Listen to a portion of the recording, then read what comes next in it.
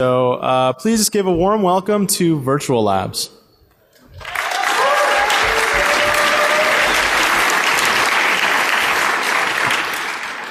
Thank you very much.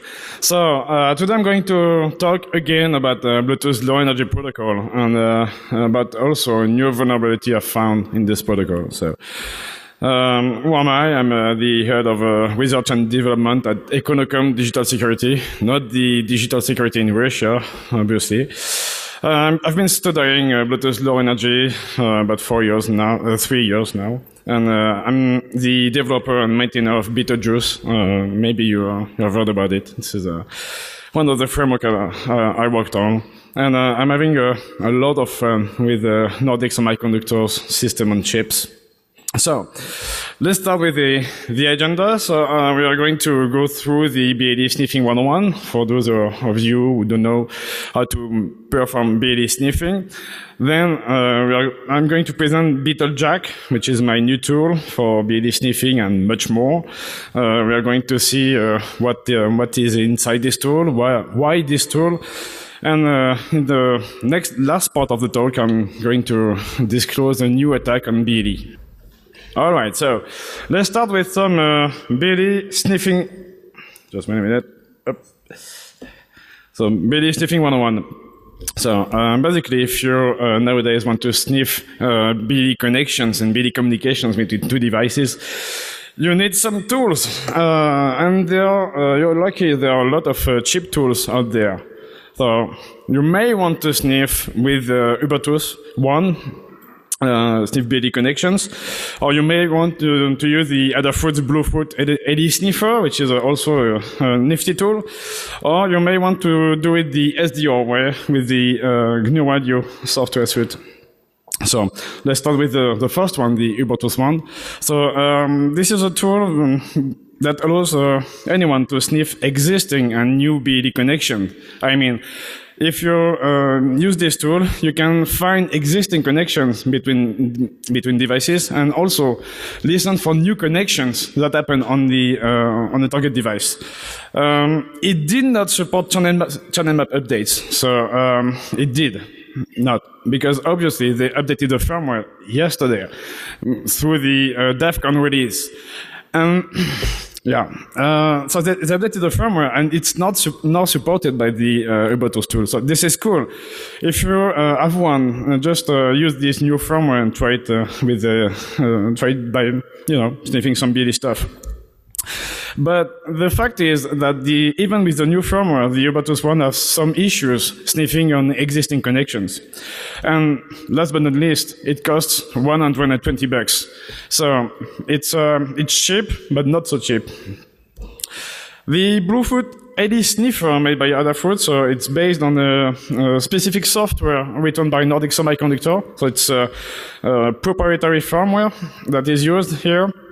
It was updated in November last year, so it's quite maintained. But this sniffer only allows new connection sniffing. You cannot sniff an existing connection between two devices, already established connection, I mean. So this is very interesting for security analysis. But if you want to hack into existing devices or already connected devices, you cannot do this with this Bluetooth LE sniffer. It costs around $30 or $14, so it's affordable. And if you want to do the SDR way, you are going to have some issues because the SDR modules existing with GNU Radio are only able to get the BLE advertisements sent by the devices. So you cannot follow any BLE connection with this approach. The reason is very simple, because of the latency.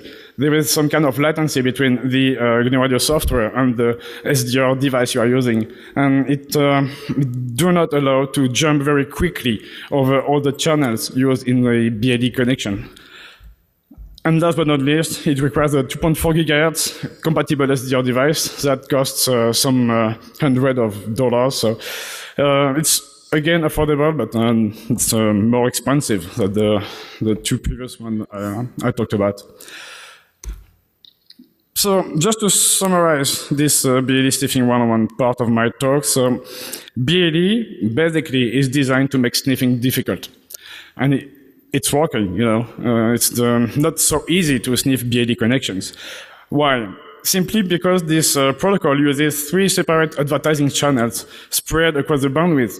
So you cannot listen to these 3 channels at the same time. You got to be listening on each channel, one after the other, to get all the information, or maybe to use 3 devices to listen to these 3 channels at the same time. This protocol also uses some kind of frequency hopping mechanism, so channel, what we can also call channel hopping. So this channel hopping mechanism makes also sniffing very difficult, because once a connection is created between 2 devices, these 2 devices are going to jump from one channel to another. And then you need to get the pattern they are using to synchronize with this connection and get all the packets. So this is not very easy when you are dealing with existing BLE connections. Both devices can also renegotiate some parameters at any time.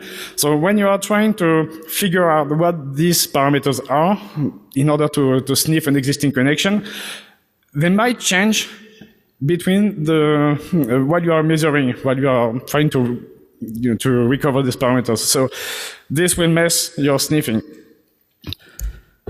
So 2 cases here. You may have a lot of money and you can afford a lot of devices and make the sniffing on the all 40 channels, for instance.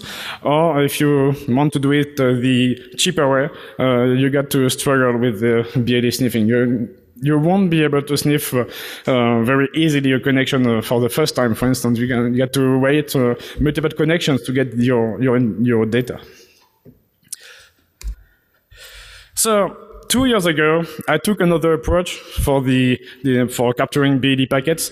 I tried some kind of man-in-the-middle approach. The idea of this man-in-the-middle approach was to have some kind of device in between your phone, for instance, and a device it's connected to, and then capture the packets. It's basically the same approach that we all do when we are going to perform some TCP man-in-the-middle, for instance. So, how it works. First, you have to discover a target. You get to find a target device. So, obviously, this device is advertising itself. So, it's not, there is nothing connected to this device. So, it's advertising, announcing its presence and so on. So, you can connect to it, get all the information, all the services, characteristics, and so on, in a way that you can then impersonate this device. You connect to this device, it's not advertising anymore because of the specifications. For BLE version 4, once a device is once a device is connected to something, it only supports one connection at a time. Most of them do this. There are a few devices out there that only accepts multiple connections, but it's very difficult for the system on chip that handles all the other radio parts to handle 2 or 3 connections at a time, because it requires to jump on different channels and with different setup, different parameters. So this is not very easy. Well, you are connected to this device. It's not advertising anymore, so you can create a clone device with the exact same parameters, exact same services, characteristics, even the exact same Bluetooth address. So you can just spoof the device in order to say this, and you wait for connections. Once your phone is connected to your fake device, all you have to do is just to forward the data between your connection with the device and the connection with the phone. So you are in between and you capture everything. So this approach has been implemented in Betelgeuse, one of the tools I was talking about in the introduction. And also in another tool called Gattacker, written by Slavomir Jacek. And these 2 tools implement the man-in-the-middle approach. Well, so it was working pretty well until the last few years. And it has a lot of advantages because you can get rid of the three advertising channel problem. I mean, if you are using this man-in-the-middle approach, you are controlling the advertising of your device. So you are quite sure to get the connection and don't miss it. You can see every BLE operation performed.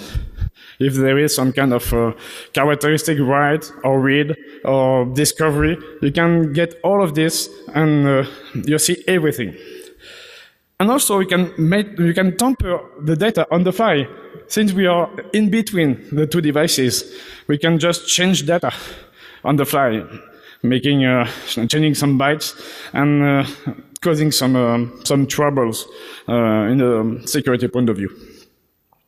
But there are a lot of issues too.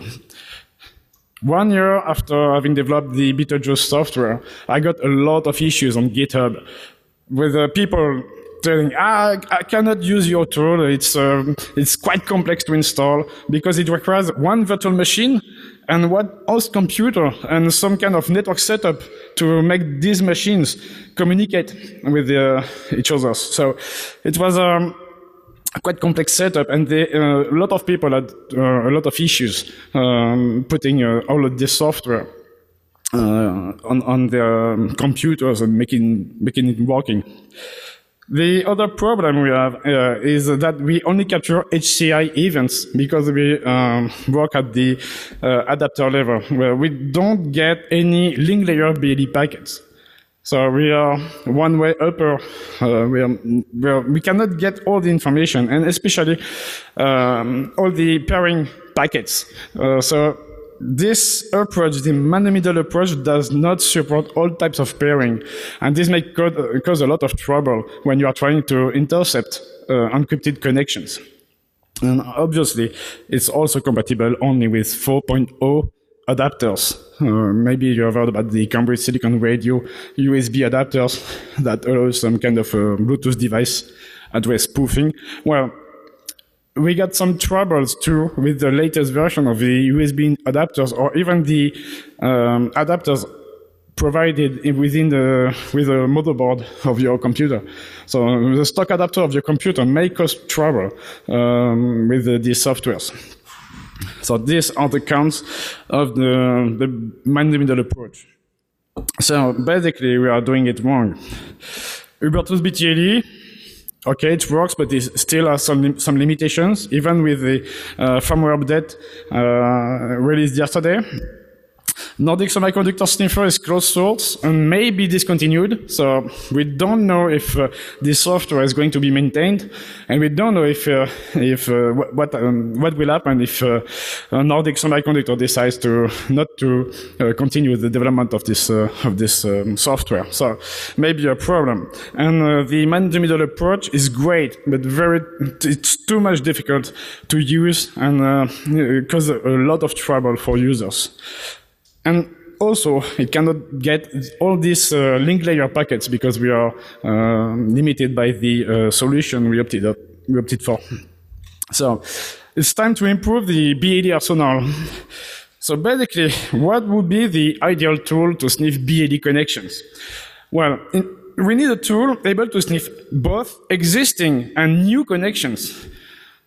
We also need a tool that uses cheap hardware in order to make it affordable, to lower the ticket for BLE sniffing. And of course, we need open source software to be able to maintain it, to contribute for allowing other researchers to push new features, for instance. So this is something very, very important here.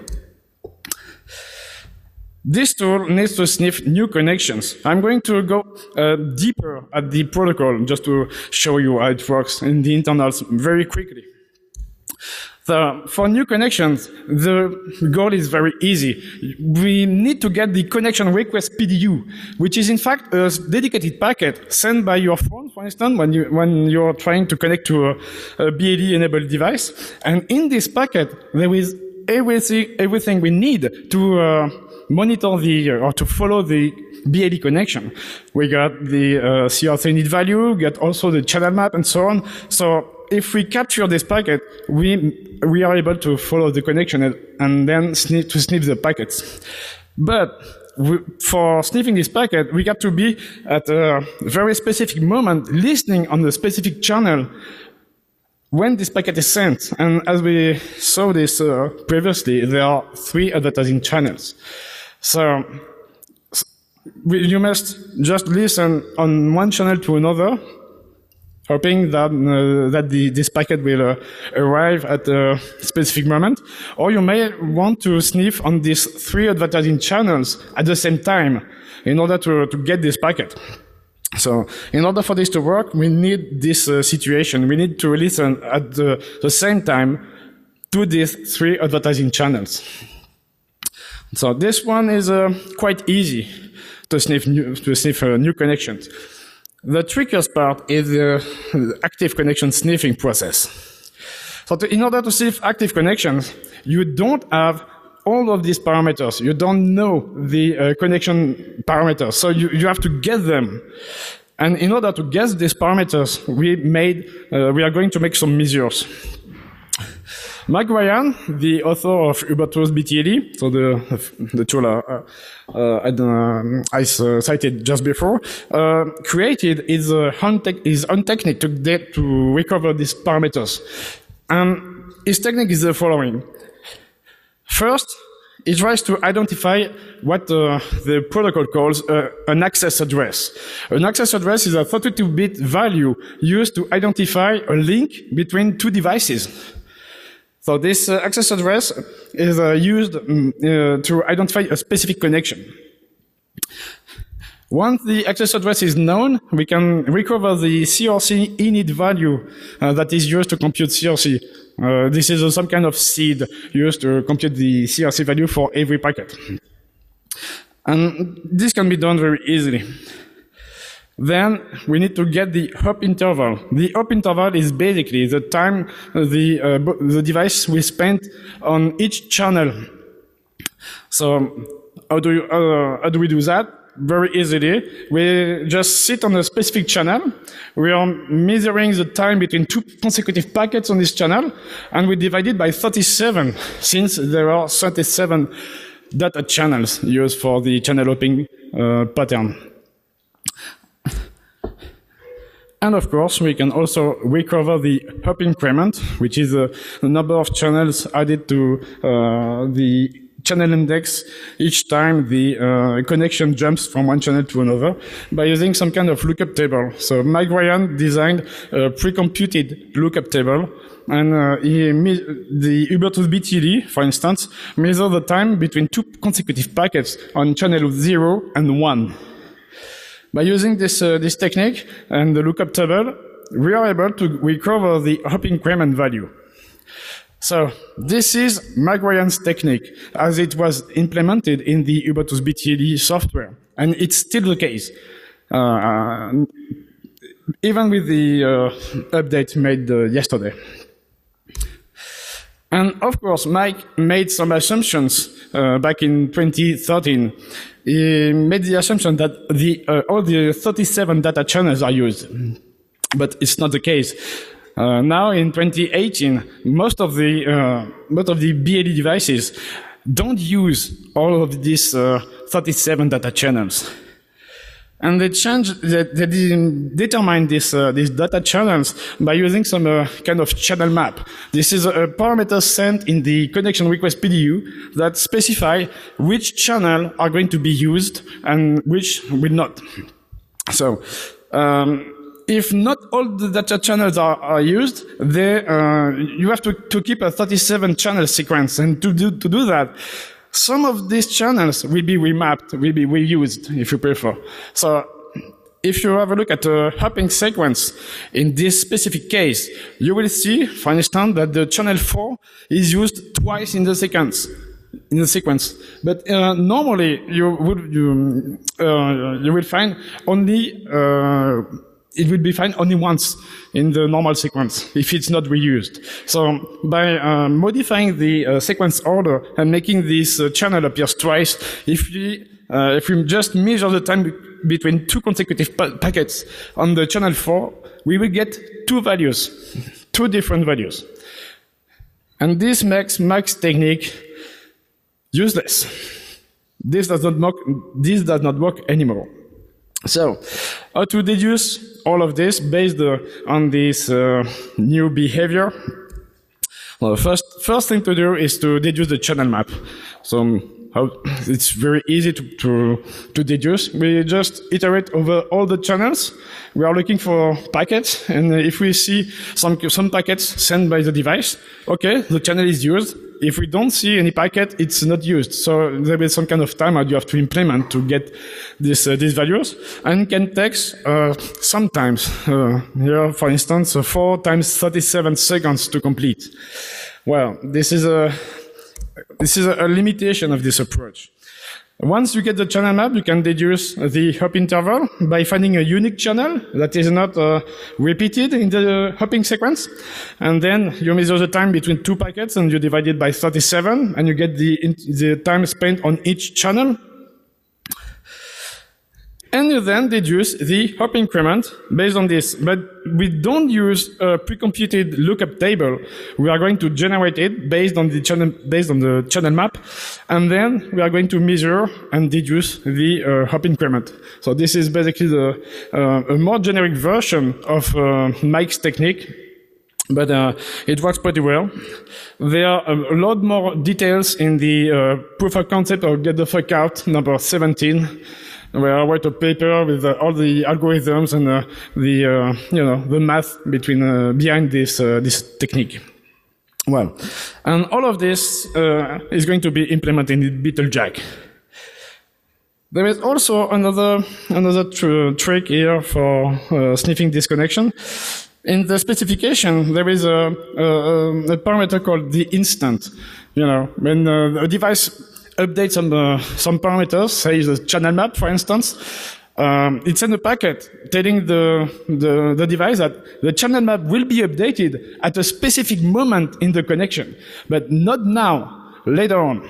But we don't know this value. We don't know this instant value when we are attacking existing connections. So this might be a problem since it's used for updating the channel map. And if the channel map is updated, we may lose our synchronization. We may lose the signal and lose packets. So the fact is that really, we don't really care. We don't really care because once a channel map update packet is issued by a device, whoops, sorry. So once a channel map packet is sent by the device, at a specific instant we don't know, the hopping sequence will change. And then we are going to sniff on channel 11 in this case, while the sequence will go to channel 1. So obviously we won't get any packet on channel 11. So this may be an indicator that the channel map has been updated. And we can deduce the new hopping sequence and resynchronize with the communication. So by using this little trick, we can just follow any connection and support the channel map update process, even if we don't know the instant value for this precise connection. So all of this is implemented in BeetleJack. And so I decided to create this new tool, and I'm very proud to present it at DEF CON this year. This is a brand new tool based on microbit. Again, this is a tiny device, some kind of Arduino sponsored by the British Broadcasting Company. The original goal of this device was to, help UK students to learn how to code. But in fact, we can turn it into some kind of hacker tool, and it's pretty cool. It costs only $15, so it's quite affordable, and you can buy more of them, 3 of them, 4 of them, for the exact same price for like the Bluefruit, Adafruit Bluefriend LE sniffer, for instance. You can also stack them and create some sniffing rig. If you want to do this, so basically I modified the cluster art for Raspberry Pi. This is just a USB 2 USB hub, but it's quite useful. I had to find a name, obviously. So since I'm not a very creative person, you know, well, you see, it's called Beta Jack because of the new vulnerability I'm going to present in the next section. But anyway, this tool is quite quite useful, but I won't do any live demo, because I know you first. I know if I put some kind of BLE device, you are going to connect to it, and I won't be able to do my demo. And of course, this is a very noisy environment here at DEF CON. I made some sniffing during some talks yesterday, and it was very noisy. So I got videos.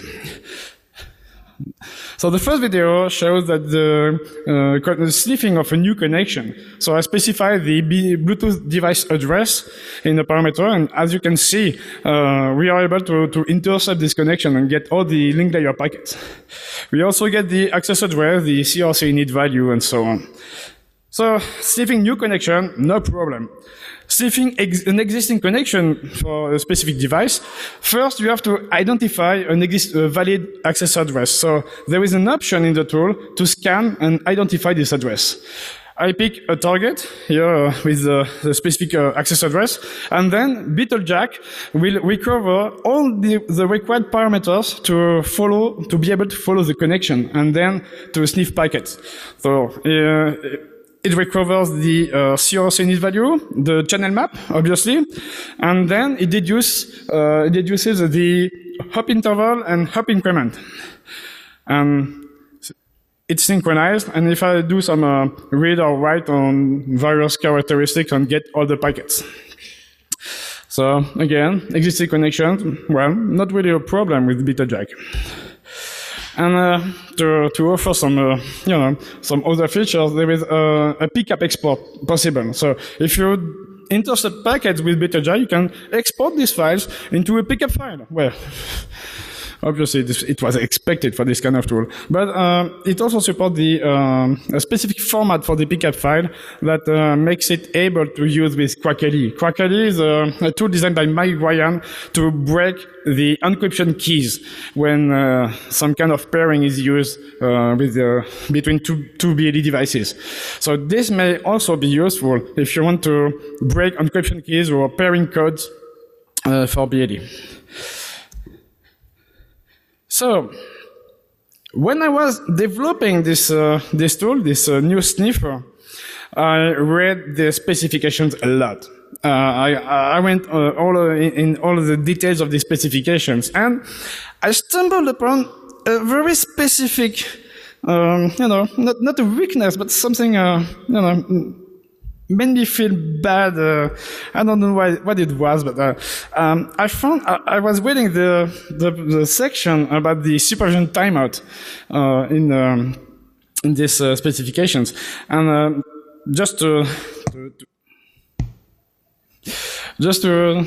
summarize it a bit. So the supervision timeout is provided by a device in the connection request PDU. So this is a parameter sent in the connection request PDU, and basically it defines the time after which a connection should consider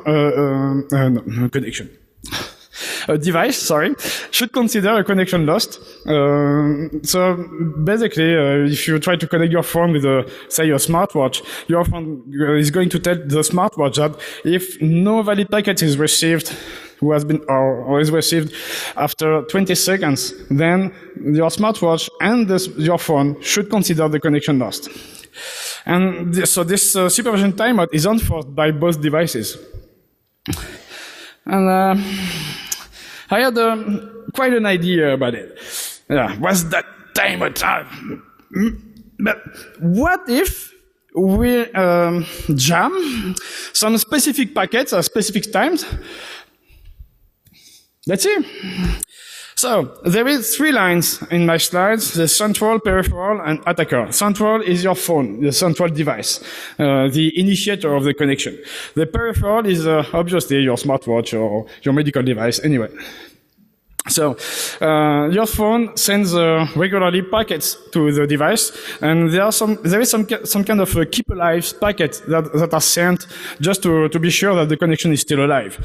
So many packets, and we decide to jam the packet sent by the peripheral to the central device.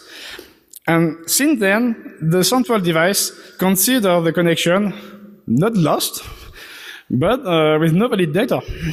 So it starts a timer, and we do this sometimes until the supervision timeout is reached. And then the central device considers the connection as lost. But the fun fact here is that the peripheral still gets packet from the master from the central device. So it's not disconnected. And then we can have some fun. By impersonating the central device, we can get the connection. So it's based on jamming. First of all, I implemented the jamming feature in BeetleJack. So this is just a short video. I don't know how many times. Okay. So I'm connected on to a specific device, and I'm using BeetleJack to jam the connection. I don't know if it's gonna be alright. So in order to jam the connection, you get to recover all the required parameters, all these CRC init, channel map, hop interval, hop increment, and so on. And once BeetleJack is synchronized with the connection, it starts jamming by sending bad packets. And this will cause some CRC errors on the phone side, and the phone is disconnected. I don't know if it's really easy to see, but here it's disconnected. So jamming works pretty well. So the idea of this attack, which I call it BeetleJacking because of the tool, but anyway, this attack abuses BLE supervision timeout to take over a connection. So basically, we get our hands on an we get our hands on an existing connection. So, without changing the internal state of the device itself, there is no disconnection at all. So, it avoids some troubles. It works on all versions of the Bluetooth Low Energy Protocol, versions 4.0, 1, 2, and 5. But it requires proximity because you need to be close to the target to jam it. If you are not close, about 5 meters, 5 meters is good, you can jam the target. And I will demo this attack with some example devices. We are going to start with something everybody loves, drones. So I found a drone on Amazon, and this drone uses BLE for the communication between the small application you install on your phone and the drone. So I decided to test it in my testbed. It's too loud, I guess.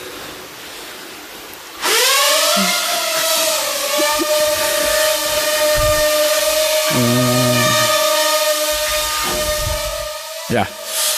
So as you can see, it's difficult to keep it in the on video. But anyway, I start BeetleJack, and I'm going to hijack the connection by using this tool. So we got to recover the CRC init, channel map, and so on. Then we are jamming the smartphone to disconnect the smartphone, and it gets disconnected quite soon. So yep, the smartphone is disconnected. So the owner of the drone cannot pilot anymore the drone, but I have the control over the connection, and I can make it land.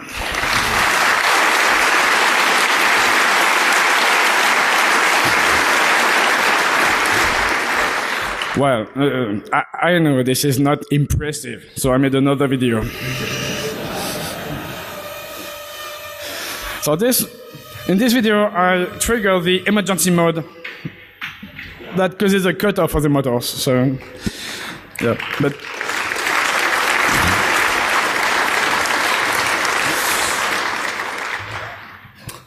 So it's basically the same attack with 2 payloads. And I also played with some other devices, and especially sex toys. I'm not a very great fan of sex toys, but anyway. Why sex toys? Because Pentest partners made some research last year. They coined the term screw driving. They were performing some kind of wire driving and found this hash from Lovens. And they wrote a complete post on their website stating that this is completely crappy and not secure and so on. Obviously, the vendor of this sex toy saw this article, saw this post, and answered back.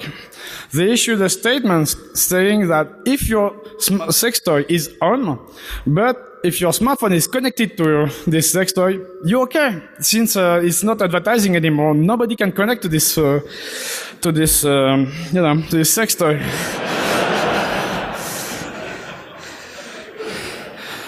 And I guess you know what will happen in the next slide.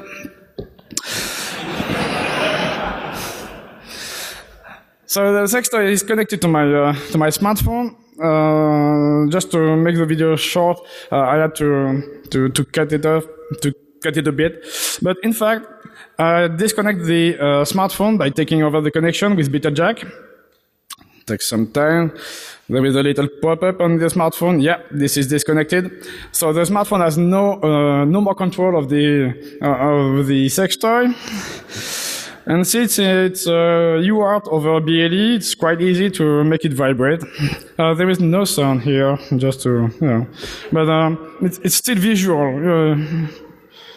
You'll get my point.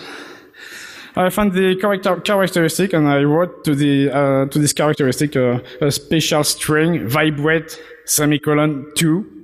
There are 10 levels.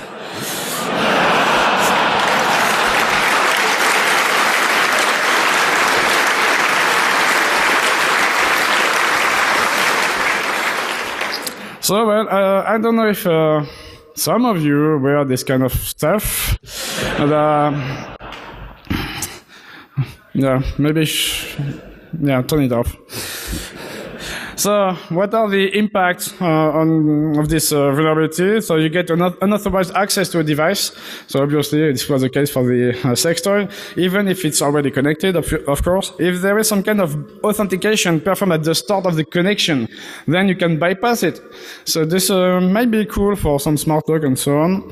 And also, since there is absolutely no modification of the internal state, since there is no disconnection of the device, this may leak valuable information. If some characteristics are available in for read and write, you may get back some data that have been written to this characteristic. So this may be interesting.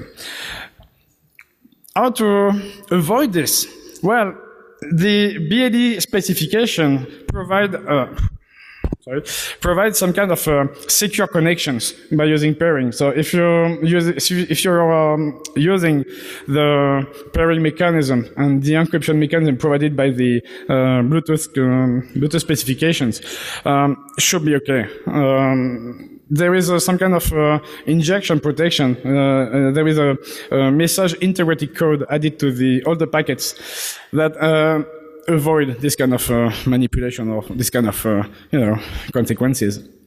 But the fact is that the KeeperLeft packets don't have this message integrity code.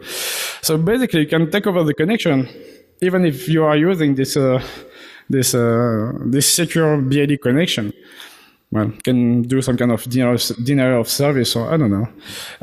Or you can do it at the application level by using some kind of HMAC, some kind of authentication for the data you're going to exchange. So there are some countermeasures, but it's up to you to use them correctly. So the tool is available online. It has been released this morning on GitHub.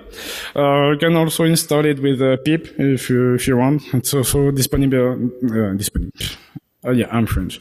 It's also available on pip. So this BitoJack tool is able to sniff already established connection and new BLE connections.